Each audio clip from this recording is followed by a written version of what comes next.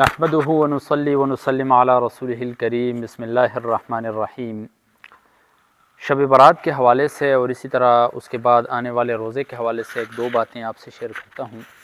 دیکھیں، رمضان شعبان المعظم کا مہینہ جاری و ساری ہے اور بڑی برکتوں والا مہینہ ہے، اور بلا شبہ اس کی بہت سی فضائل بھی ثابت ہیں۔ رسول اللہ صلی اللہ علیہ وسلم اس مہینے کے اندر بہت زیادہ روزہ رکھا کرتے تھے، اور صحابہ کرام رضوان اللہ تعالی علیہم اجمعین بھی اس کا اہتمام فرمایا کرتے تھے۔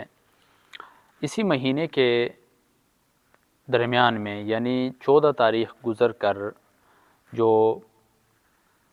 آگے رات آتی ہے 15 سے کی شب، وہ شب برات کہلاتی ہے۔ شب برات کے حوالے سے اگر تھوڑا سا آپ غور و فکر کریں تو دو طرح کے طبقے پائے جاتے ہیں۔ ایک طبقہ یہ کہتا ہے کہ اس کی کوئی فضیلت ثابت نہیں ہے، اور اس کے فضائل کے اندر جتنی بھی روایات ہیں وہ تمام کی تمام ضعیف ہیں۔ ایک طبقہ وہ ہے، اور دوسرا طبقہ وہ ہے جو یہ کہتا ہے کہ اس کے فضائل ثابت ہیں اور ہر طرح کے فضائل ثابت ہیں، پھر وہ اس کے اندر بہت زیادہ غلو بھی کرتے ہیں، یعنی وہ چیزیں جو ثابت شدہ نہیں ہیں ان کو بھی اس میں داخل کر دیتے ہیں، اور طرح طرح کی جو کیا کہتے ہیں بدعات ہوتی ہیں اور ایسی چیزیں جن کی دین اسلام کے اندر کوئی اصل ثابت ہی نہیں ہے وہ کام کرنا شروع کر دیتے ہیں۔ ٹھیک ہے، یہ دو مین طبقے ہیں۔ اب تیسرا جو طبقہ ہے وہ یہ کہتا ہے، وہ ایک درمیانی راستہ اختیار کرتا ہے، امت وسط والا۔ وہ کیا ہے؟ وہ تو بالکل اس کے فضائل کا نہ تو انکار کرتا ہے اور نہ ان فضیلتوں کا قائل ہے جو شریعت میں ثابت نہیں ہے، یعنی یہ نہیں کہتا ہے کہ بالکل اس کی فضیلت ہی ثابت نہیں ہے۔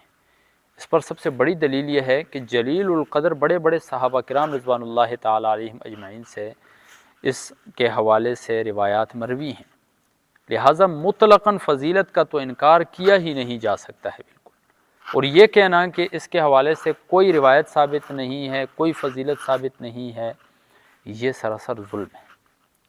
اور پھر یہ بھی کہنا کہ اس کے اندر یعنی بالکل فضیلت کے نام پر بہت من گڑت چیزیں اختیار کر دینا، یہ بھی ظلم ہے۔ ہم اہل سنت والجماعت جو اعتدال کا راستہ، نہ افراط میں جاتی ہے نہ تفریط میں جاتی ہے، درمیان کا راستہ اختیار کرتی ہے، تو ہم نے اس میں درمیان کا راستہ اختیار کرنا ہے۔ یہ جو رات آ رہی ہے، اس رات کے اندر ہم نے زیادہ سے زیادہ عبادات کرنی ہے، عبادات کے اوپر فوکس کرنا ہے، نفلی عبادات ہوں، ذکر و اذکار ہوں، اور استطاعت کے مطابق صدقہ کر دیا کسی کو، اپنے آپ کو گناہوں سے بچانا، برے کاموں سے اپنے آپ کو بچانا، جو ڈیلی کام ڈیلی روٹین میں جو ہوتا ہے کہ موبائل کھول لیا اور سکرولنگ کی، کوئی کلپ دیکھ لیا، کوئی ڈرامہ دیکھ لیا، کوئی فلم دیکھ لی، کوئی گانا سن لیا، کچھ اور کر لیا، فضولیات کے اندر مبتلا ہو گئے، تو کم از کم اپنے آپ کو اس رات میں ان چیزوں سے بچا لیں۔ یہ عبادات میں آتا ہے یہ چیز۔ اب ایک روایت کے مطابق جو یہ رات گزر کر صبح دن آتا ہے اس کو روزہ رکھنے کا بھی حکم دیا گیا ہے ایک روایت میں۔ تو اب اس میں بھی اختلاف ہے کہ وہ روزہ بھی رکھنا چاہیے نہیں چاہیے، تو اس میں بھی وہی آپ سمجھ لیں کہ دو طرح کے ہیں، بعض کہتے ہیں رکھنا چاہیے، بعض کہتے ہیں نہیں رکھنا چاہیے۔ لیکن دیکھیں، اختلاف کو ختم کر کے اگر ہم اتفاقی صورت کی طرف آتے ہیں ہم، تو اس میں بہت بڑا ہمارے لیے ایک اجر و ثواب اور زیادہ فضیلتوں کے جمع کرنے کا موقع آتا ہے ہمارے پاس۔ وہ کیا ہے کہ عموماً لوگ یا تو صرف 15 تاریخ کا روزہ رکھ لیتے ہیں اور یا 14-15 کا رکھ دیتے ہیں۔ تو اتفاقی صورت یہ ہے کہ صحیح روایت سے ثابت ہے ایام 20 کی فضیلت، رسول اللہ صلی اللہ علیہ وسلم بھی رکھا کرتے تھے، صحابہ کرام بھی رکھا کرتے تھے۔ ہر اسلامی مہینے کی 13، 14، 15 تاریخ یہ ایام 20 کہلاتے ہیں۔ تو اب اس اختلاف کو ختم کرنے کے لیے، اپنے ذہن کے اندر شک و شبہ جو ہے اس کو ختم کرنے کے لیے ہمیں چاہیے کہ ہم کیا کریں، ہم ایک اتفاقی صورت کی طرف آئیں۔ وہ اتفاقی صورت یہ ہے کہ ہم 13 کا بھی روزہ رکھیں، 14 کا بھی، 15 کا۔ اب اس میں فائدہ کیا ہے؟ ایک تو ایام 20 کا ثواب ہمیں مل گیا جس میں کسی کا اختلاف نہیں ہے، ٹھیک ہے، اور اس کے بعد ہمیں وہ جو شب برات گزر کر جو آگے ایک روزہ رکھنا ہے، قوموا لیلھا وصوموا نہارھا، وہ والی فضیلت بھی ہمیں حاصل ہو جائے گی اس کو بغیر کسی شک و شبہ کے۔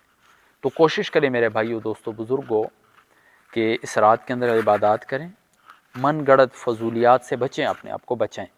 من گڑت اور فضولیات کیا چیزیں ہیں؟ من گڑت اور فضولیات یعنی پٹاخے بجانا، چراغاں کرنا اس کے اندر، اسی طرح بدعات میں سے ایک یہ بھی ہوتا ہے صلاۃ و تسبیح کی جماعت کرانا، نفل نماز کی جماعت کرانا، ٹھیک ہے۔ اسی طرح قبروں پر جا کر وہاں پر لیٹ جانا، یعنی وہاں پر طرح طرح کے خرافات کرنا، یہ تمام چیزیں نہیں کریں۔ عبادات کریں جو شریعت نے طریقے بتائے ہیں ان کے مطابق۔ اور اگر روزہ آپ نے رکھنا ہے تو روزہ آپ پہلے سے رکھیں، 13 تاریخ سے رکھیں، 13 کو رکھیں، 14 کو رکھیں، 15 کو رکھیں، ایک کے بجائے 2 فضیلتیں آپ کو حاصل ہو جائیں گی۔ امید ہے میری تھوڑی پیچیدہ تھی بات، یہ آپ کو سمجھ میں آ گئی ہوگی۔ کوشش کریں خود بھی رکھیں، اپنے گھر والوں کو بھی رکھنے کی تلقین ترغیب دیں۔ وہ بچے جو روزہ رکھنے کے خواہش مند ہوتے ہیں یا طاقت رکھتے ہیں روزہ رکھنے کی، تو کوشش کریں انہیں بھی ترغیب دیں آپ اس چیز کی۔ یہ ایک تو ثواب کا ثواب ہے، نفلی روزہ ہے، دوسرا فائدہ یہ ہے کہ رمضان المبارک کے لیے پریکٹس ہو جاتی ہے ہماری یہ روزے رکھنے کی وجہ سے۔ تو اللہ تبارک و تعالیٰ سے دعا ہے کہ اللہ تبارک و تعالیٰ ہمیں عمل کی توفیق عطا فرمائے۔